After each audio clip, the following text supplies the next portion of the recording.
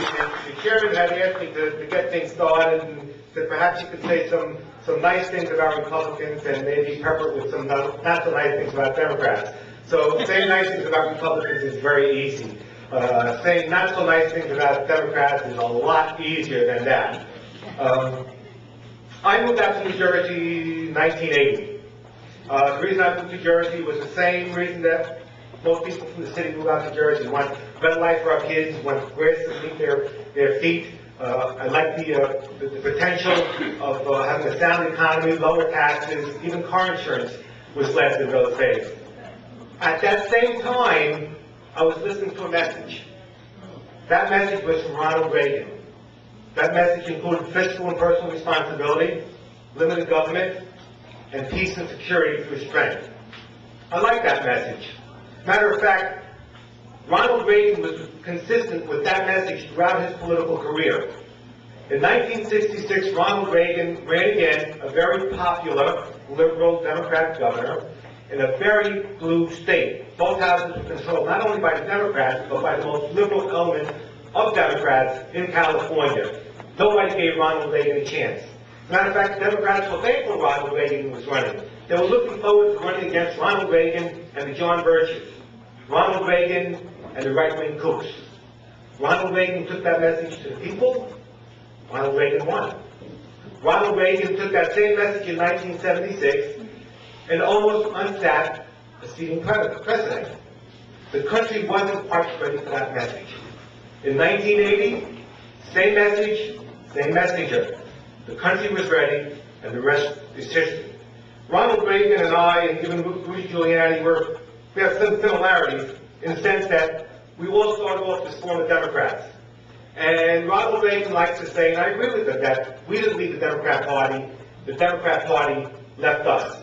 The Democrat Party of today is not your father's Democrat Party. One of my heroes growing up was John Kennedy. John Kennedy was a tax cutter. John Kennedy was a staunch anti-communist. John Kennedy preached success through self-reliance. Remember, ask not what your country can do for you, but ask what you can do for your country. Now we have Hillary Clinton saying no. Self-reliance is not important. It takes a village. John Kennedy says we will go any place, pay any price for the defense of freedom. Now we have the audacity of John Edwards running for President of the United States, saying that the war on terror is nothing more than a bumper sticker slogan. And listen to these words. The rights of men come not from the generosity of the state, but from the hand of God. These are not from some vast right-wing conspiracy. This is not from the Christian Coalition. Those are the words that the Democrat John Kennedy spoke at his first inaugural. And it wasn't only John, it was his brother Bobby. Bobby Kennedy, you'd be surprised to know, hated liberals. He hated big city liberals. As a matter of fact, he started small urban corporations. That way money could go directly to the people, because he knew that if you just threw that money at those politicians, at those liberal politicians, that money would find its way into their pockets, and very few of those dollars would actually go into the pockets or into the needs of those people. Mario Biaggi was a hero of mine growing up. Mario Biaggi was a Democrat congressman who was also the most decorated cop in the history of New York City. That party no longer exists that believes in law and order. Now the Democrats believe in harming criminals, giving needles away to drug addicts, repeal the death penalty, even for people like Osama bin Laden. Frank Lautenberg voted twice not to have the death penalty applied to the likes of Osama bin Laden. And it seems that the Democrats are more concerned about the rights of the criminals than they are about the rights of the victims. For all the reasons I moved to New Jersey, now they've been usurped by the Democrats.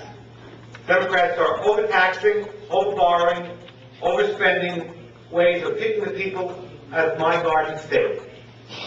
Since McGreevey and the Democrats took over 6 short years ago, 500,000 people have left the state of New Jersey. Those millionaires that they love to tax, love to chastise because they're not doing their fair share, well, there's a lot less of them. Half of them are gone. And when they left, they took their money, they took their brain power, and they took their jobs with them. The budget in 6 years has gone from 21 to $34 billion. Tax increases a total of $6.5 billion a year. That's gone from 15 to $37 billion. It hasn't done anything for property taxes. Property taxes have gone up at the same time, over 40%. New Jersey is consistently ranked the least business-friendly state in the country. And last year, the #1 employer in the state of New Jersey was government. This is a surefire recipe for disaster.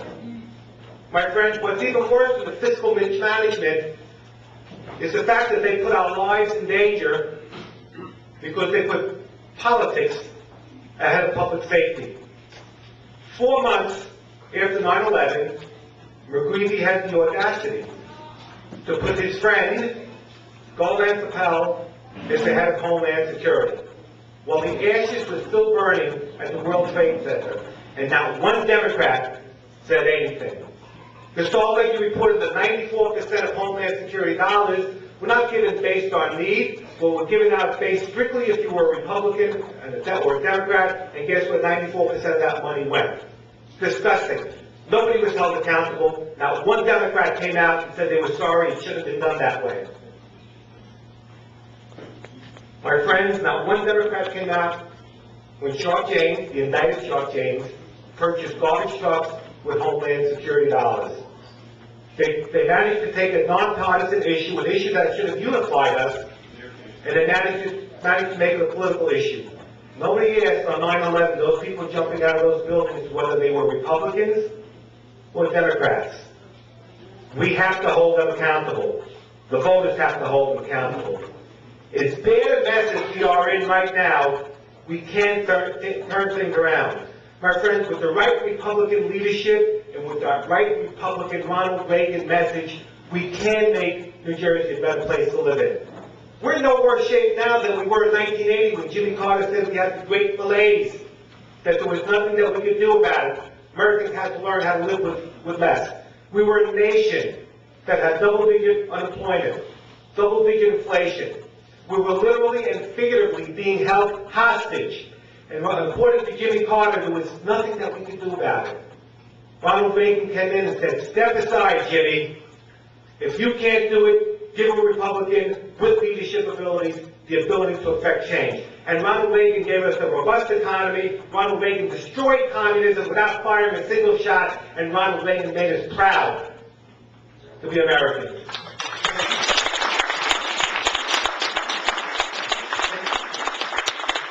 And no different a few years later when Rudy Giuliani took over New York City. The city was ungovernable. There's nothing you can do in New York. You had 1 million people on welfare. Crime was rampant. You couldn't even clean up 42nd Street, no matter who tried. Rudy said, step aside. If you can't do it, give a Republican with the leadership abilities the ability to lead. And to my Democrat friends in Trenton, those who are not in jail or indicted yet, don't tell me what you can't do. Don't tell me that we have to overtax, overborrow, or overspend our way into prosperity. Don't tell me there's nothing we can do about property taxes. Don't you dare tell me there's nothing we can do about corruption. And don't tell me we have to be satisfied with plowing money into failing school districts and expecting less from those kids. Don't you dare tell me that. Don't tell me it can't be done.